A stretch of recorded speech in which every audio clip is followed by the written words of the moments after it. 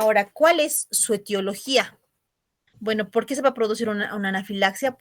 Va a comenzar en el momento en el que el individuo va a tener contacto con una sustancia que actúa como detonante y que va a ser en este caso el alérgeno.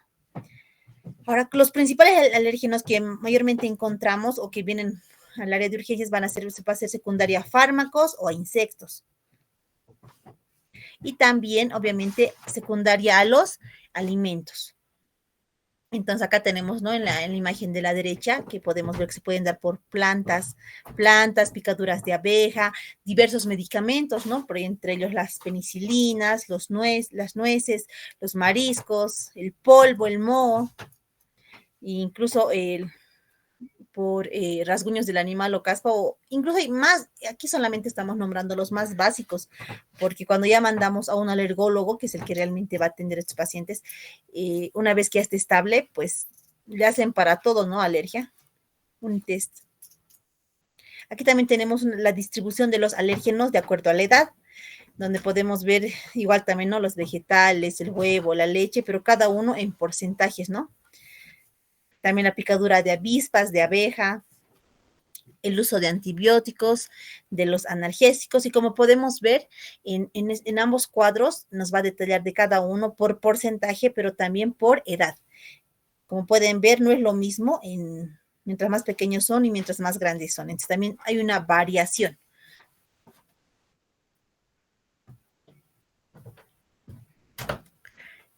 Hablando sigue de etiología, a medida que los pacientes van creciendo más y se van haciendo adolescentes, pues la distribución de los alérgenos se asemeja a la de los adultos, aumentando el número de casos que sean secundario a picadura de insectos y de fármacos, ¿no? En la mayoría de los casos, a antibióticos, ¿no? Que es lo que más vemos.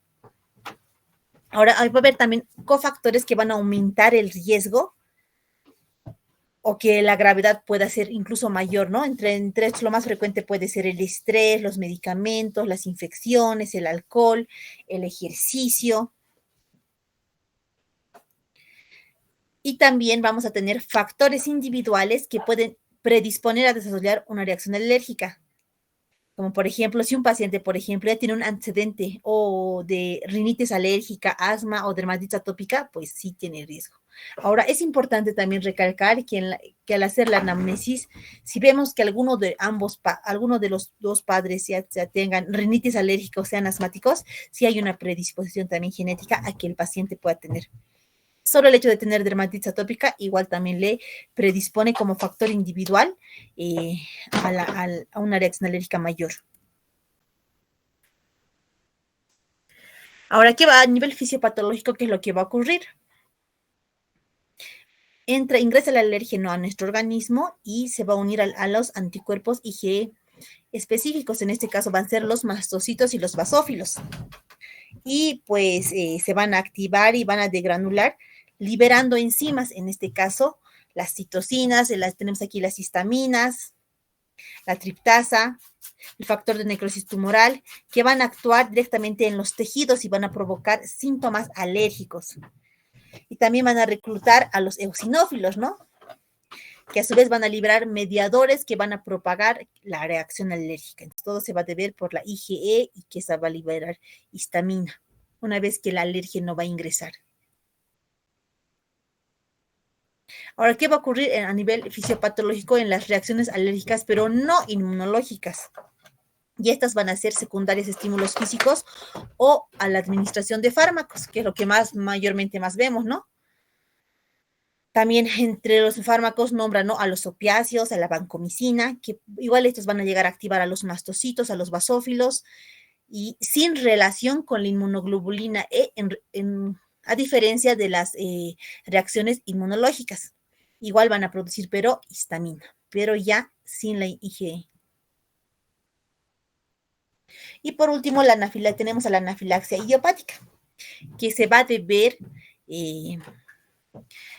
cuando no se llega a identificar específicamente cuál es el agente causal que puede haber producido la reacción alérgica. Y aparentemente no hay un factor desencadenante. Que tenemos, ¿no?, el prick test que le están realizando en el antebrazo del paciente. Ahora, ¿qué síntomas van a tener los pacientes que vienen con anafilaxia, no? Y han debido ver que ustedes también que trabajan en emergencias, tal vez algunos de ustedes, doctores, siempre existen niños que vienen, ¿no? Está con ronchas, las mamás siempre están con ronchas.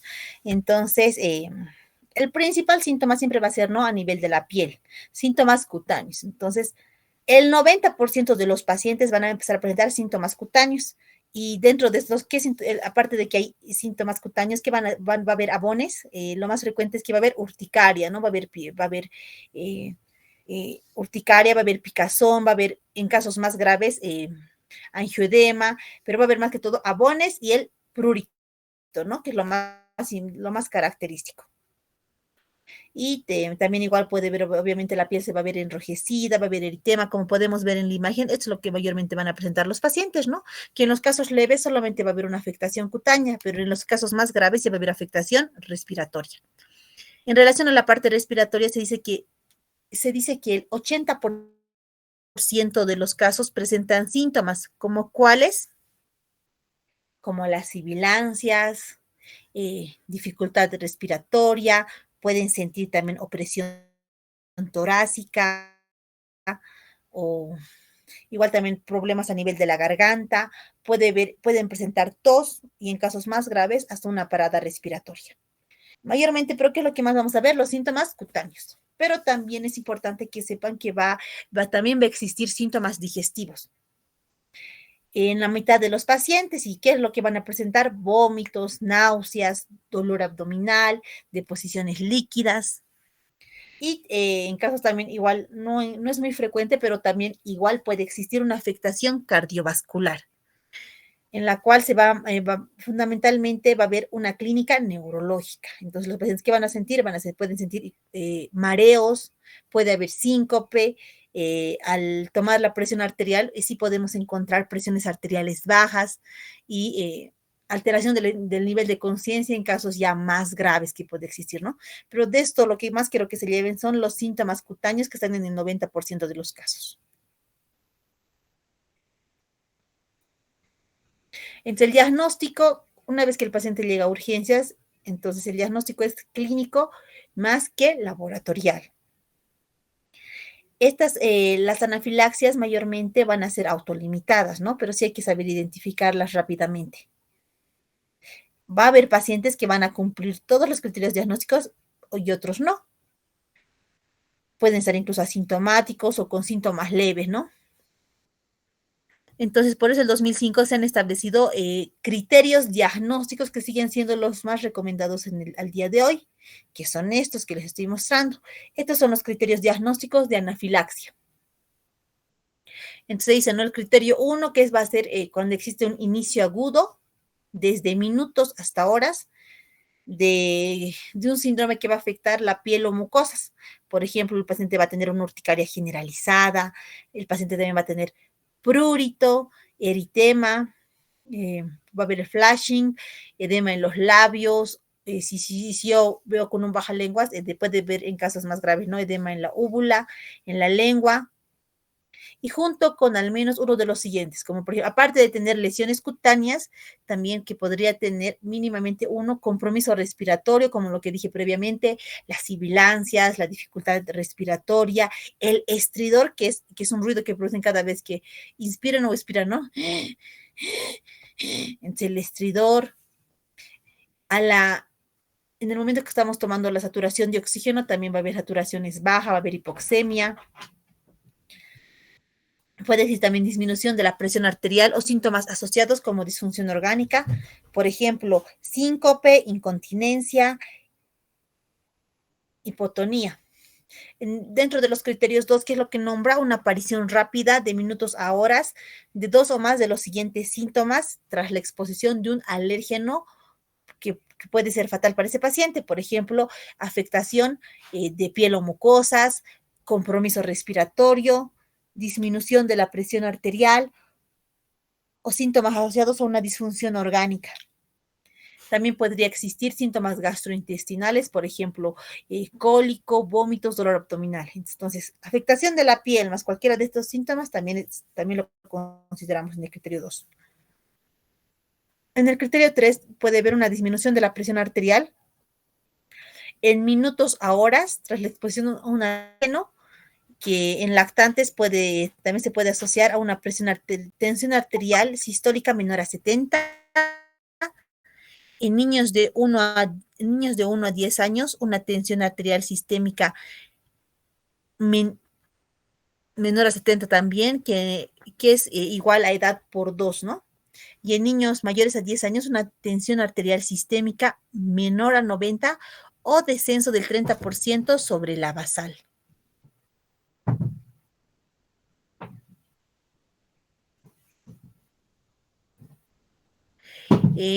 Doctores, no sé si alguien más podría grabar la clase. Ahorita estoy leyendo un mensaje de su compañero que me indica que todavía está en la calle.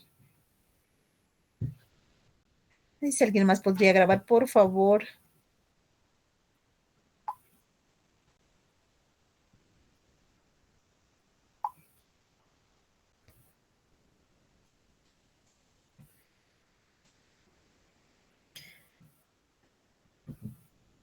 Ahora, ¿cómo vamos a realizar el diagnóstico? Dijimos que primero lo más importante es la clínica, ¿no? Y luego va a ser podemos determinar los niveles de los mediadores de reacción anafiláctica, pero eso mayormente pues en lugares donde tengan estos laboratorios, ¿no? Por ejemplo, la triptasa sérica, que es muy útil en el diagnóstico de la anafilaxia, pero pues no contamos con muchos de estos laboratorios en nuestro país. Ah, están grabando. Muchas gracias, doctores. Me acaban de decir que están grabando. Gracias, Yumer. Y ya, entonces, cuando va a existir anafilaxia como tal, que es ya algo más severo, va a haber elevación de esta triptasa sérica, que se va a dar entre 15 y 180 minutos después de haber iniciado la reacción, por lo que se van a recomendar determinaciones seriadas al minuto 120 y a las 24 horas para aumentar la sensibilidad. Ahora, algo también importante de recalcar es que la elevación de esta triptasa sérica es menos frecuente en niños. Y la anafilaxia inducida por alimentos y casos sin hipotensión eh, tienen un bajo rendimiento en pediatría, ¿no? Es decir, que no todos los pacientes de pediatría van a ser sí o sí hipotensión. Ahora, dentro del diagnóstico diferencial, siempre pues tenemos que ver con qué podemos realizar el diagnóstico diferencial en el paciente con la anafilaxia. Entonces, dentro de estas tenemos a la urticaria, ¿no? En la cual también va a ser igual también un proceso de reacción alérgica secundario, ya sea a la exposición a un alérgeno, ya sea alimentario o también medicamentoso, en la cual igual va a haber solamente abones y prurito. Pues no va a pasar más. También podríamos hacer con una disfunción de cuerdas vocales, ¿no? Con crisis de ansiedad, que también nos podría hacer pensar, con crisis de asma o una crisis de laringitis, donde, como sabemos, en la laringitis también va a existir el estridor, que también nos podría hacer pensar en una anafilaxia, ¿no? En casos de invaginación intestinal, intoxicación alimentaria, gastroenteritis, y en casos más graves, pues donde vamos a ver angioedema también, que es con el que podríamos realizar el diagnóstico diferencial. Ahora, en relación al tratamiento, primero, ¿qué voy a hacer? Sospecho que el paciente tiene anafilaxia, entonces tengo que ver primero si el paciente está estable o está inestable.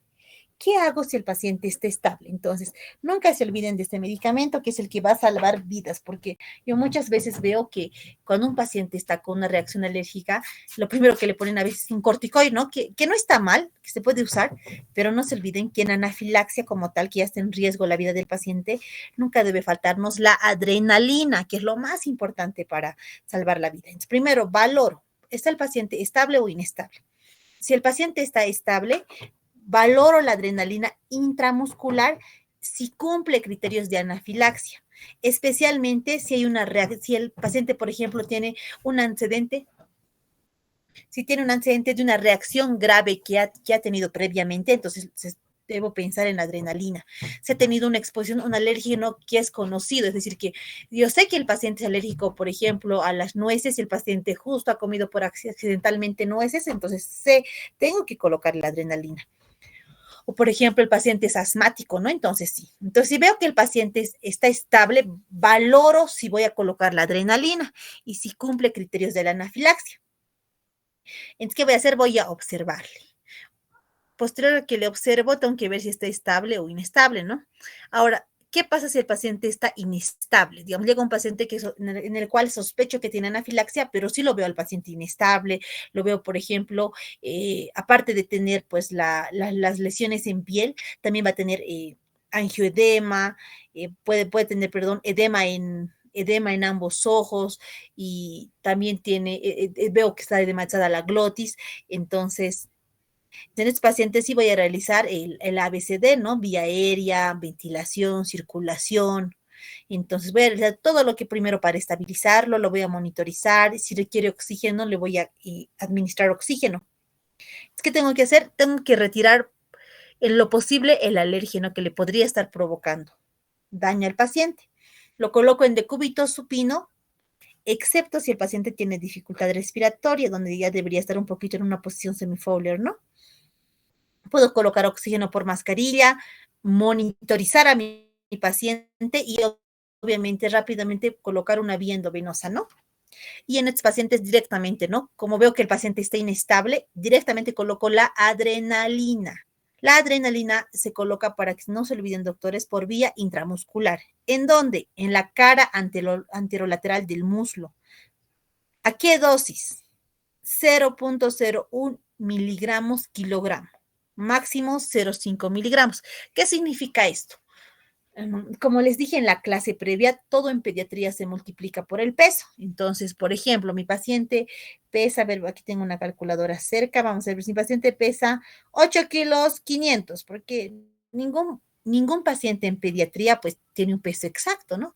Entonces, mi paciente pesa 8 kilos 500, entonces lo multiplico eso por 0.01 y lo que me sale es lo que voy a administrar al paciente. Obviamente eso está en miligramos, ¿no? Lo que la licencia tiene que hacer es, por regla de tres, lo convierte en ml y le tiene que colocar rápidamente en la cara anterolateral del muslo, ¿ya? Luego vuelvo a revalorar el ABCD. Vuelvo a revalorar el ABCD y también tengo que ver si existe datos de fallo cardiovascular, si existe datos de shock descompensado y debo colocar, si es que veo que hay datos de shock descompensado, un segundo acceso venoso o intraóseo. Bueno, lo que más ponemos aquí es endovenoso, ¿no? Para intraóseo a veces no contamos con el material requerido. Y debo realizar, si es que veo que el paciente está con fallo cardiovascular o shock descompensado, debo hacer una expansión con solución fisiológica a 20 ml kilogramo. Todo en pediatría, por ejemplo, cuando hablamos de shock, pues sí hacemos, si peor si es un shock hipovolémico, hacemos cargas a 20 ml kilogramo. Máximo colocamos 3 cargas.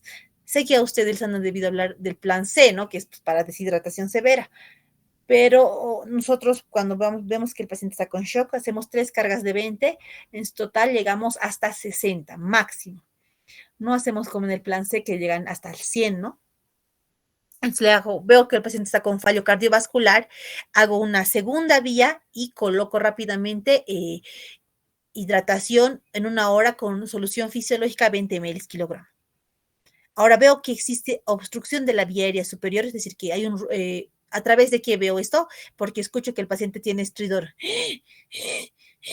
Entonces también veo ¿qué me denota el estridor por si acaso? El estridor denota que la laringe está inflamada. Por lo que la laringe está inflamada, lo que más le va a ayudar, sí le podría ayudar un corticoide, pues sí es que veo que tiene datos de estridor. El corticoide que, como dijimos previamente, se coloca la dexametasona en laringitis moderadas a severas a 0.6 miligramos kilogramo. Entonces multiplico, ¿no? 0.6 por el peso del paciente. Y aparte, como dice acá en el algoritmo, también puedo puedo nebulizar al paciente con adrenalina a 0.5 miligramos kilogramo. Para que no se olviden, pues podemos nebulizar con 1 ml de adrenalina más 3 ml de fisiológico y rápidamente le nebulizo si tiene estridor. Y aparte también le puedo colocar mi dexametasona. Ahora, si a la auscultación veo que hay obstrucción, pero en vía aérea inferior, Por ejemplo, escucho sibilancias, roncos, que me diría más que hay datos de obstrucción bronquial. Entonces, tu paciente sí, lo que más le ayudaría sería el salbutamol en aerosol, ¿no? Que le puedo dar puffs. Que como estamos ahorita en urgencias, puedo darle incluso, imagínense, de 5 hasta 10 puffs. O si es que cuento, pues puedo nebulizarle con salbutamol, que hay salbutamol en gotas. Pero lamentablemente, pues ningún seguro lo tiene y pues los papás tendrían que irlo a comprar. Ahora, si no hay respuesta en 5 minutos, sería lo que sigue acá. ¿Qué hago si no hay respuesta en 5 minutos? Repito nuevamente la adrenalina intramuscular a la dosis que ya dijimos, 0.01 miligramos kilogramo, máximo 0.5 miligramos, y puedo volver a repetir también la expansión con líquidos endovenosos, que sería la solución fisiológica a 20 ml kilogramo. Y si veo que también la dificultad respiratoria persiste y noto aún datos de obstrucción bronquial, puedo volver a repetir los broncodilatadores, que en este caso sería el salbutamol.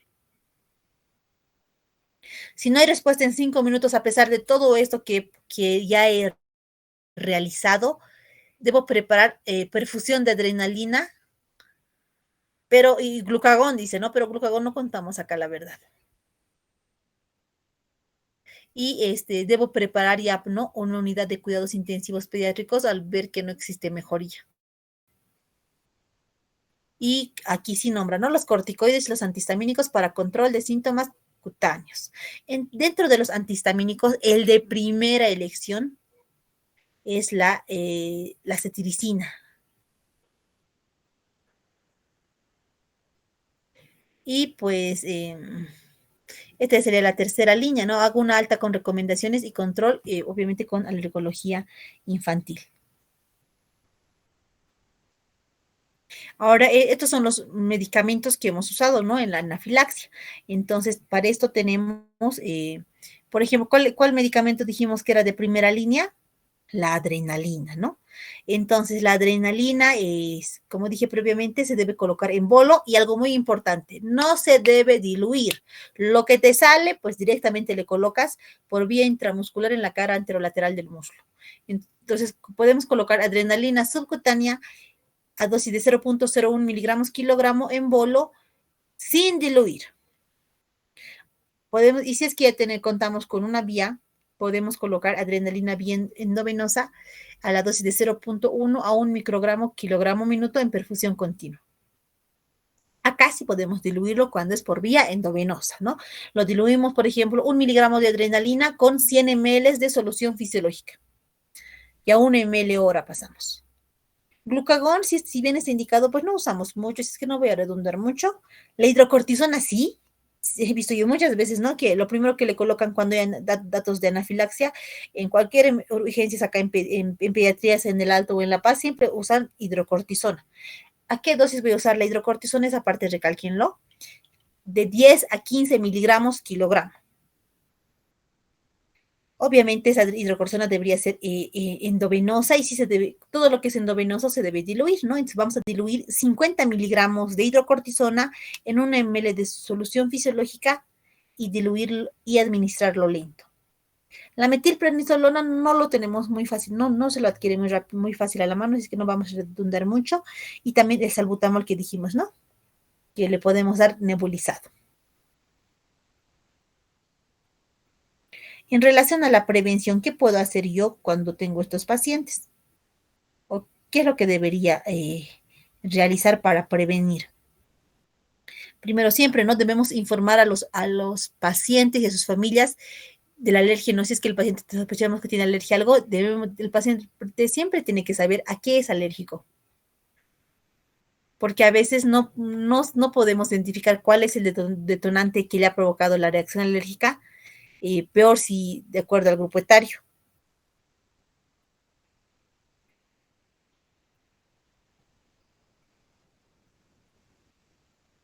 Y también para que sepan, muchos de los pacientes, por ejemplo, acá no tenemos esa costumbre, pero por ejemplo en Estados Unidos caminan con su adrenalina, porque saben que tienen alergia a algún, ya sea alimento o fármaco, pues y en el momento que ya notan que el paciente está poniendo mal, ni siquiera lo llevan a urgencias, directamente se colocan incluso incluso directamente sobre el, como ven acá, sobre el pantalón, ven acá en esta imagen, directamente le colocan sobre el pantalón, o sea, no le sacan, ni siquiera le despisten directamente, incluso con todo y ropa les colocan el medicamento. Entonces, para esto se dice que existen dos presentaciones comerciales de la adrenalina de 0.15 y 0.3 miligramos. Y en los pacientes de menos de 10 kilos se valorará riesgo-beneficio. ¿Y qué es por qué hay esta presentación? Porque para instruir a la familia cómo debe utilizarlo en caso de que el paciente llegue hasta la anafilaxia. Se debe sentar con el niño sobre las piernas, debemos sujetar las piernas del niño y quitar el tapón de seguridad y agarrarlo con los dedos para colocarlo, ¿no?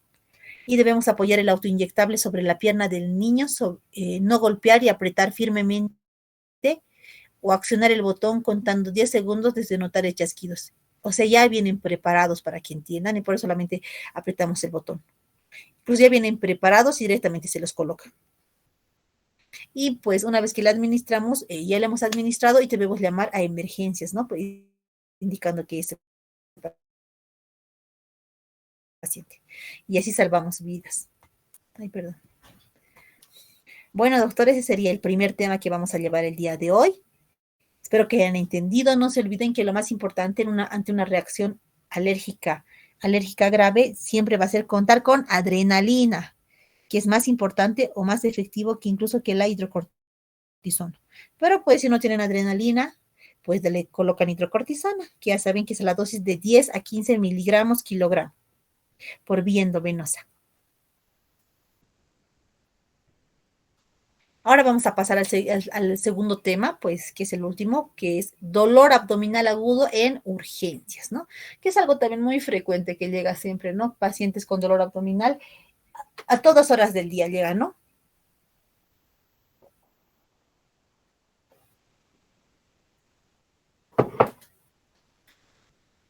Ay, perdón. Entonces, el dolor abdominal agudo va a incluir todas las situaciones clínicas donde el síntoma principal es el dolor abdominal intenso. Y es uno de los motivos más frecuentes en urgencias, como dijimos previamente. Se denomina agudo, dolor abdominal agudo, cuando tiene una duración menor a un mes. El abdomen agudo tiene una evolución inferior a 48-72 horas. Primero, algo muy importante que siempre me decía, ¿no? El cirujano pediatra, me decía, cuando algo es quirúrgico o es algo grave, pues el dolor va a ser constante. En cambio, cuando algo es no quirúrgico, pues el dolor viene y va, viene y va. Obviamente sin medicación, ¿no? Entonces, algo importante de recalcar es, ¿hace cuánto tiempo le duele? La evolución es menor a 72 horas. El dolor es constante o remite. ¿Qué intensidad tiene? El dolor se acompaña de otros síntomas, como por ejemplo vómitos. ¿De qué características son los vómitos? También debemos preguntar cuántas veces ha vomitado. ¿Esto ha afectado el estado general? Al examen físico, a la palpación abdominal, esta es dolorosa. Ahora, ¿cuál es la causa más frecuente de, de abdomen agudo en pediatría? Pues ya sabemos que la causa más frecuente es la apendicitis en niños mayores de 5 años y la invaginación en el lactante, es decir, en aquellos pacientes menores de 2 años, la causa más frecuente de abdomen agudo es la invaginación. Y en los mayores de 5 años, la causa más frecuente es la apendicitis. Ahora vamos a hablar un poco de la etiología del dolor abdominal agudo. Dentro de esto vamos a ver por grupo etario y también vamos a ver cuáles son las causas más frecuentes de dolor abdominal agudo por grupo etario y las causas más frecuentes de abdomen agudo. Entonces, para eso tenemos que en menores de 2 años, las causas más frecuentes van a ser el cólico del lactante y la gastroenteritis, ¿no? Aguda, que siempre va a producir incluso una diarrea. La gastroenteritis va a provocar dolor abdominal.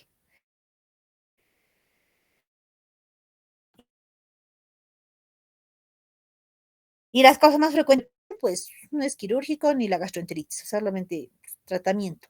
Pero las causas más frecuentes de abdomen agudo que ya son quirúrgicos van a ser la invaginación intestinal que dijimos previamente, la apendicitis aguda está, el vólvulo intestinal y una hernia encarcerada.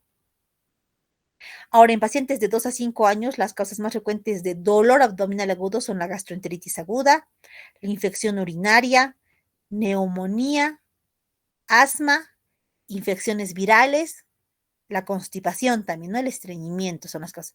Pero siempre que viene un paciente, pues por dolor abdominal, hay más de 50 causas de dolor abdominal agudo. Desde por ejemplo, estreñimiento, infección urinaria, hepatitis, colecistitis, que también puede haber, pero obviamente en niños más grandes, pero siempre hay muchas causas.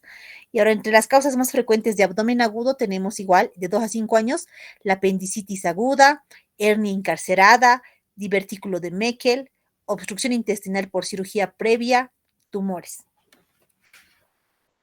Ahora, en pacientes más grandes, que ya serían los pacientes, los mayores, los mayores de 5 años, entre las causas más frecuentes de dolor abdominal agudo, tenemos a la gastroenteritis aguda, traumatismos, la infección urinaria, el dolor abdominal funcional, la constipación, el estreñimiento y las infecciones virales.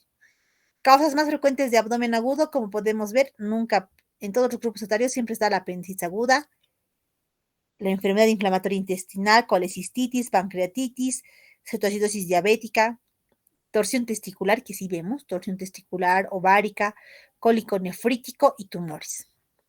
Y en pacientes ya más grandes, como por ejemplo en pacientes adolescentes, pues vemos entre las causas más frecuentes de dolor abdominal agudo la gastroenteritis, el estreñimiento, la infección urinaria, la neumonía.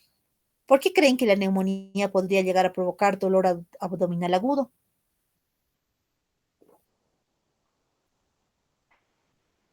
Porque la neumonía sí puede provocar, cuando la neumonía se ubica en el lóbulo inferior del pulmón derecho, va a provocar un dolor irradiado hacia fosa ilíaca derecha. Y el paciente va a venir más que por la neumonía o más que por la tos, va a venir por el dolor abdominal. Alguna vez he visto en alguna clínica que pues el paciente hasta lo operaron. Al paciente lo operaron, o pues, obviamente era fin de semana, pues no tenían ecografía, le pidieron una radiografía y había datos no directamente directos, pero sí había algunos datos sugestivos de apendicitis, pero no eran bien claros.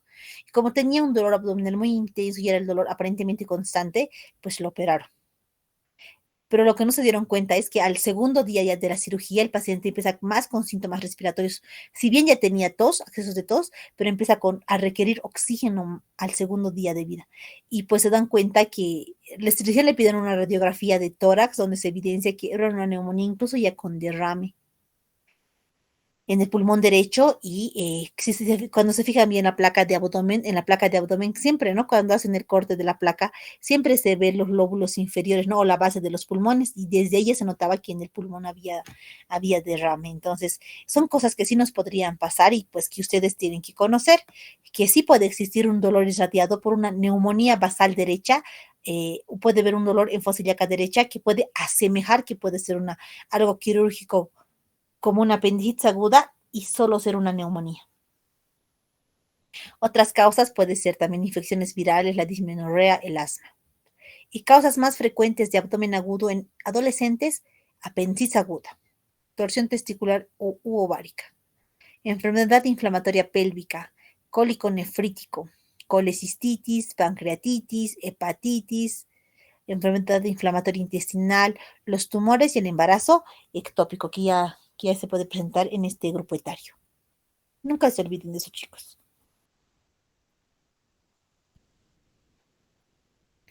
Ahora, en relación al diagnóstico y la evaluación de estos pacientes, pues tenemos que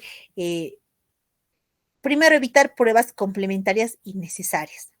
Entonces, la anamnesis va a ser lo más importante, como dijimos, ¿no? Desde cuándo le duele, qué tipo de dolor es y si el dolor es constante. Ahora, cuando el dolor, digamos, es constante y al final ya produce incluso que el paciente no pueda ni siquiera caminar, pues sí pienso en algo quirúrgico, ¿no?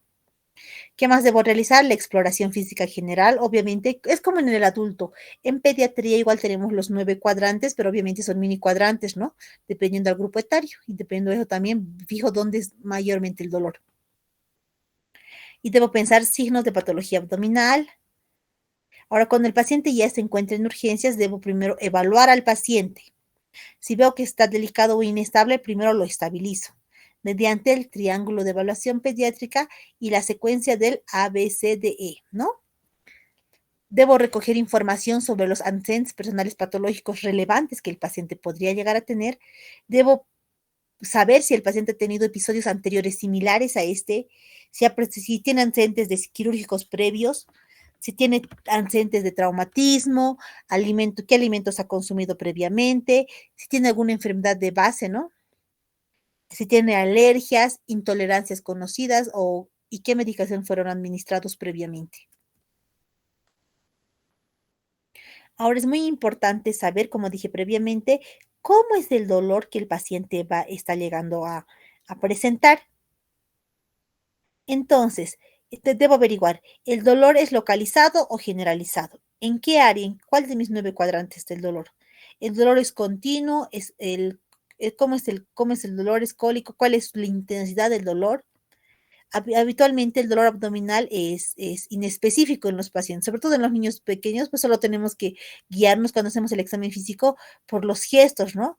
Oye, a veces también incluso es complicado porque muchos de los niños solamente por vernos ya no quieren hacer, lloran, se ponen irritables y no es un examen físico muy valorable. Pero igual tenemos que ver datos, ¿no? De dolor abdominal. Debemos ver qué tipo de dolor es, cuántas son las horas de evolución que tiene el dolor. Por ejemplo, si es más de 6 horas, cuál es la intensidad.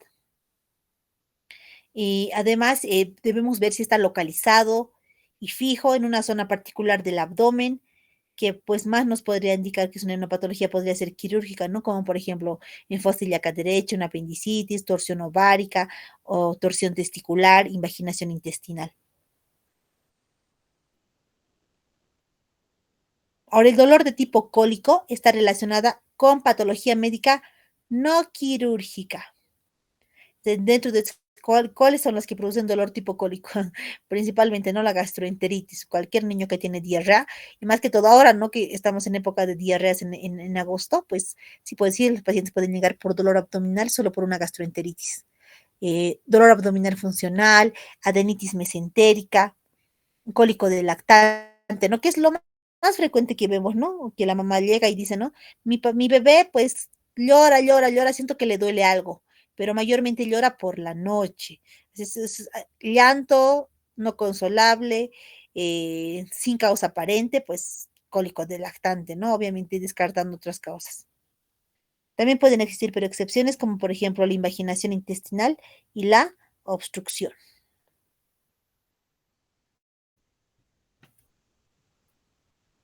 ¿Qué más debemos hacer? Debemos indagar sobre los síntomas y signos acompañantes.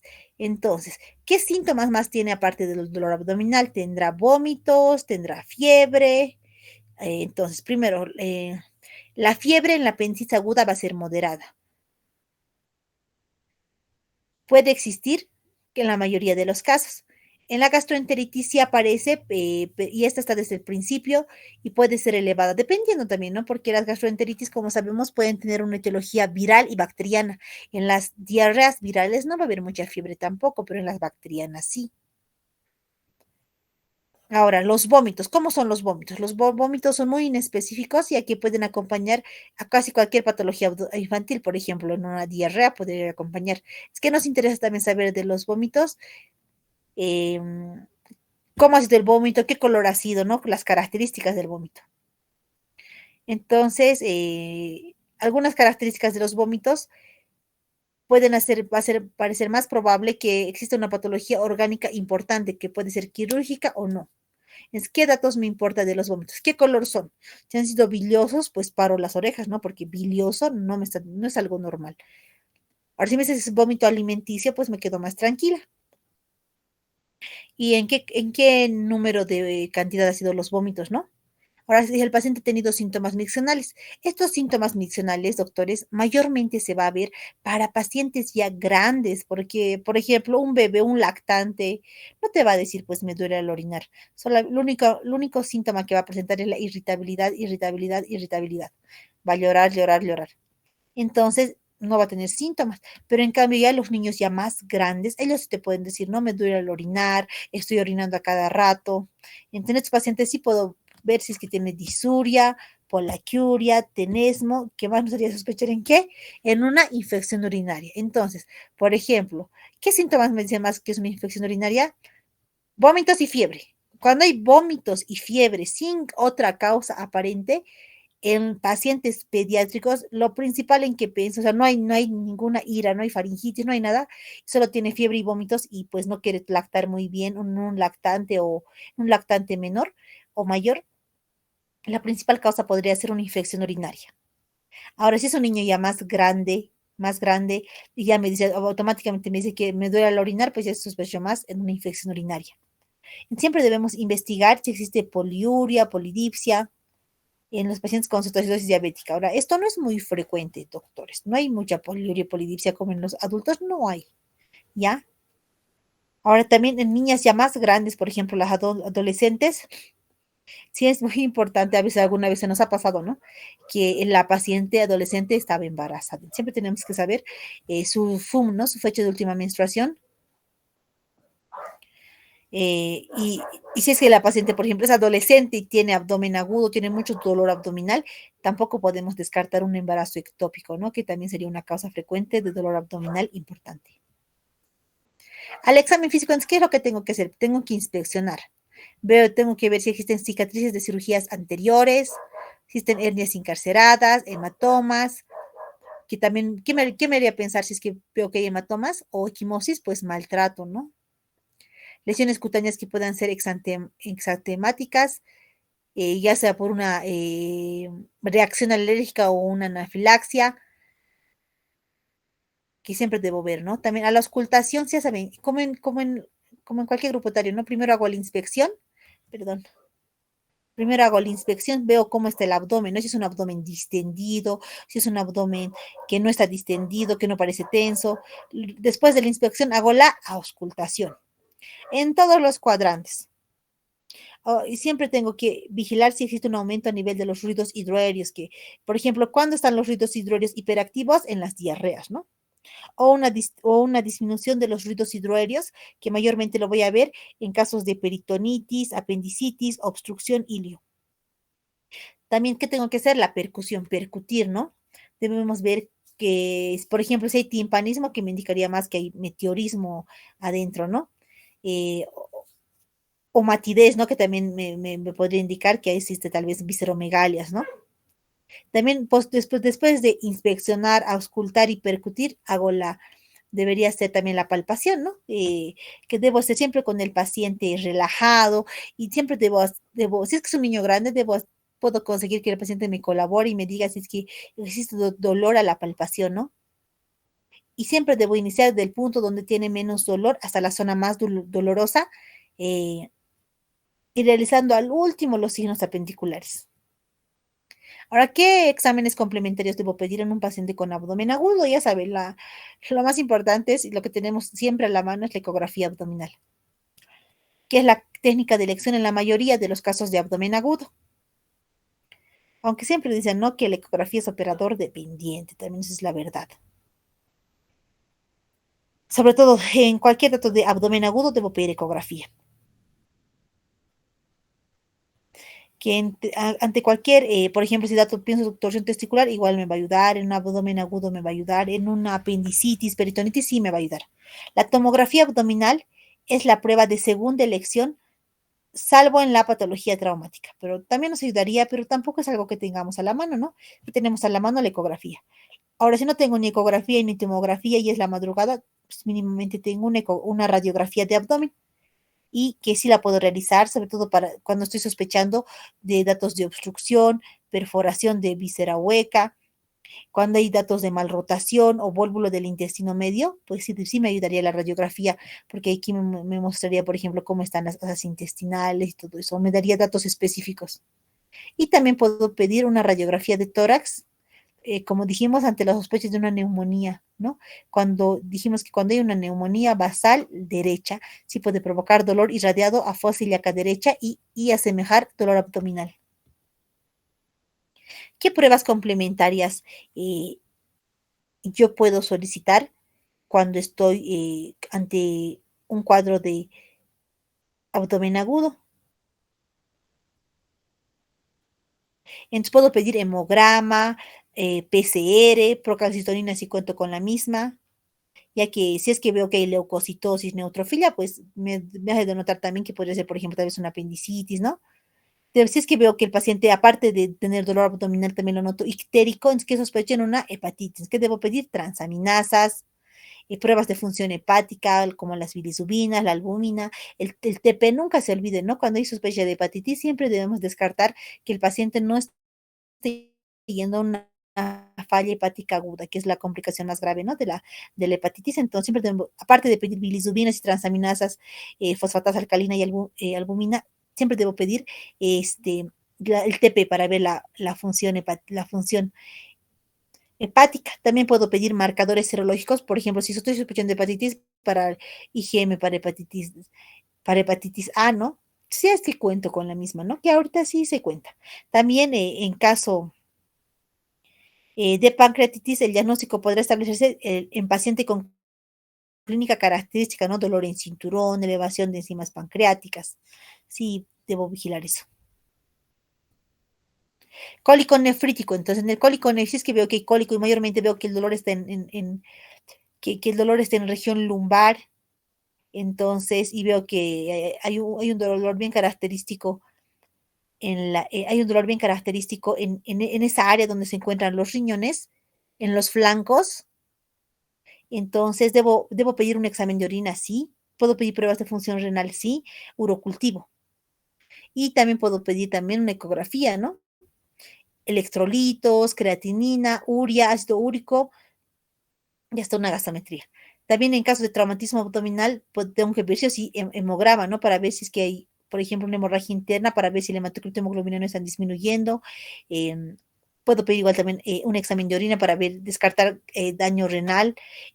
Puedo pedir transaminasas, enzimas pancreáticas y también muchos pacientes, muchos cuadros de abdomen agudo se van a acompañar también, aparte del dolor abdominal, de vómitos, reposiciones líquidas, disminución de la ingesta y fiebre. Entonces sí puedo pedir en estos pacientes, como no están comiendo mucho y aparte están con mucha presencia de vómitos, sí o sí tengo que pedir electrolitos. Lo que más me interesa es el sodio y el potasio. También las pruebas de función renal y una gasometría. Ahora, ¿qué pacientes voy a hospitalizar? Ahora, se debe considerar observación en urgencias en los siguientes casos. Cuando hay un traumatismo abdominal de bajo riesgo, pero sí debo eh, observarlo en urgencias. Cuando hay invaginaciones resueltas con enema tras una observación de 4 a 6 horas, si los pacientes presentan buen estado general, una buena tolerancia enteral, fácil acceso a atención sanitaria y los padres también son muy confiables, ¿no? Y también si los padres tienen que saber reconocer datos de alarma. También en pacientes subsidiarios de recibir la rehidratación intravenosa rápida con adecuada tolerancia oral, posterior, pero sin signos de deshidratación. También estos pacientes puedo solamente observarlos, ¿no? Si es que el paciente ya ha recibido una hidratación endovenosa y tiene una buena tolerancia enteral. Entonces, se debe considerar la hospitalización en los siguientes casos. ¿En qué casos voy a hospitalizar directamente? En un traumatismo abdominal que no cumpla con criterios de bajo riesgo, si realmente es un traumatismo abdominal. En pacientes en los que fracasa la hidratación por vía oral, es decir, que tal vez el paciente está vomitando, no tolera bien, se queda más dormido, te debo internarlo y debo hacer una hidratación. En pacientes con colecistitis, colangitis, pancreatitis, colitiasis con mal control del dolor y signos de infección. También en pacientes con cólico nefrítico que tengan mal control de dolor, intolerancia oral o candidatos a cirugía. Y debo internar o hospitalizar a todos los pacientes con cuadros con sospechas de abdomen agudo quirúrgico. Ahora, el tratamiento definitivo va a depender de la causa del dolor abdominal agudo. Es lo principal que va a hacer, estabilizar al paciente, siguiendo la secuencia del ABCDE. Y puedo colocar también una sonda nasogástrica abierta a una sonda nasogástrica abierta para ver también qué tipo de residuo tiene el paciente, si es gástrica, si es biliosa, tal vez es verdosa. También puedo colocar esta sonda en todos los cuadros de abdomen agudo, pero que tengan una distensión abdominal importante. ¿Para qué? Para descomprimir el abdomen. Y también cuando el paciente tiene vómitos biliosos, intensos o muy frecuentes. Debo colocar esta sonda. Ahora debemos también administrar los analgésicos de acuerdo al grado de dolor. Entonces siempre debemos identificar rápidamente qué paciente requiere cirugía y, y le vamos a colocar en ayuno, ¿no? Ahora, si no estamos tan seguros, sí le podríamos indicar la dieta, pero tenemos que vigilar al paciente, ¿no? Ahora, este es el tratamiento de las enfermedades más frecuentes sobre todo en abdomen agudo, ¿no? Dentro de estas tenemos a la apendicitis aguda, donde siempre vamos a sospechamos de una apendicitis, ya por ecografía, por clínica, debo iniciar antibióticos. Lo principal que usamos, ¿no? Los antibióticos, la cefotaxima y el metronidazol. Y si es que eso es profilaxis antibiótica. De una apendicitis no complicada, aquí en ese artículo indicaba, ¿no? La cefoxitina, pero nosotros usamos más la cefotaxima y el metronidazol. Ahora, en alérgicos al betalactámicos puedo usar la gentamicina a 5 miligramos kilogramo. Ahora, en apendicitis complicadas puedo colocar hasta piperacilina tazobactam, pero acá mayormente siempre vamos a iniciar con la primera línea que va a ser la cefotaxima y el metronidazol. Y podemos llegar a usar hasta meropenem, indica, ¿no? Y un tratamiento quirúrgico urgente. Ahora, imaginación intestinal, hagamos primero un tratamiento conservador. Se dice que en el 80-90% de los pacientes con invaginación intestinal resuelven su tratamiento con enema hidrostático con suero fisiológico bajo sedación. Y también podemos realizar un tratamiento quirúrgico si el paciente tiene males, si lo vemos mal, veo que hay una alteración hidroelectrolítica, una perforación intestinal y sospechamos de una invaginación, que algo de base que le esté causando la invaginación, o fracasa la reducción mediante el enema, dice, ¿no? También en pacientes con obstrucción intestinal, ¿qué es lo primero que debemos hacer? Veo que hay datos de obstrucción intestinal, sonda abierta a caída libre. Debo instalar una sonda y dejar la caída libre, peor si persisten los vómitos o cualquier otro signo de obstrucción. Y eso lo hago antes de la cirugía. Otras patologías, torsión ovárica o testicular, tratamiento quirúrgico urgente. En patologías de la vía biliar, pues en litiasis biliar podemos hacer una colestectomía laparoscópica.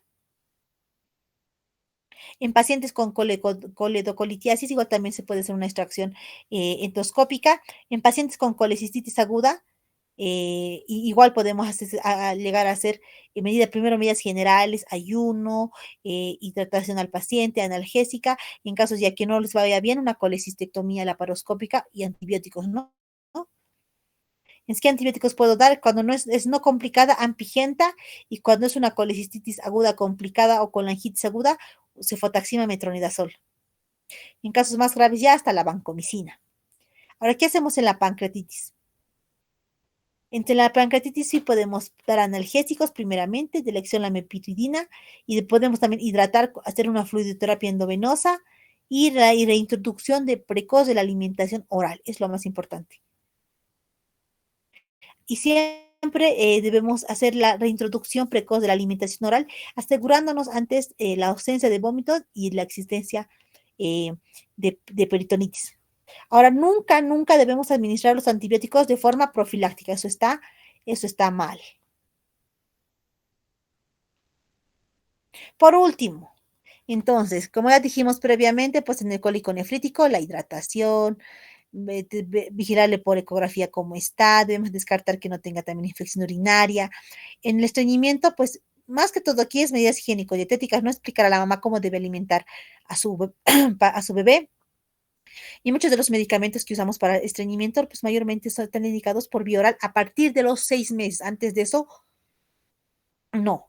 Y veo que el dolor, el dolor abdominal es más, por ejemplo, algo funcional, como por ejemplo una diarrea, inicio medidas dietéticas y luego el polietilenglicol, que le va a ayudar mucho, ¿no? Puedo hacer dosis de desimpactación y de mantenimiento. Y también la gastroenteritis sin deshidratación o deshidratación leve a moderada, pues le doy dieta, una hidratación adecuada. Y en una deshidratación leve a moderada, y en los que la hidratación no es posible, puedo llegar a colocarle igual viendo venosa y hacer una hidratación por vena a 20 ml kilogramo durante 2 horas con solución fisiológica, ¿no? Esto acuérdense, solo con solución fisiológica, aunque aquí diga más glucosa, no, solo fisiológico.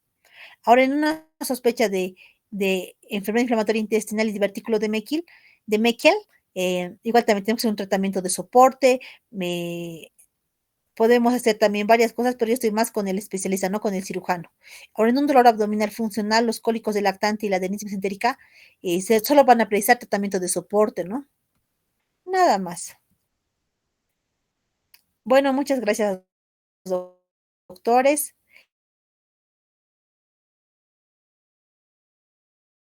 Estos son como médicos en emergencias.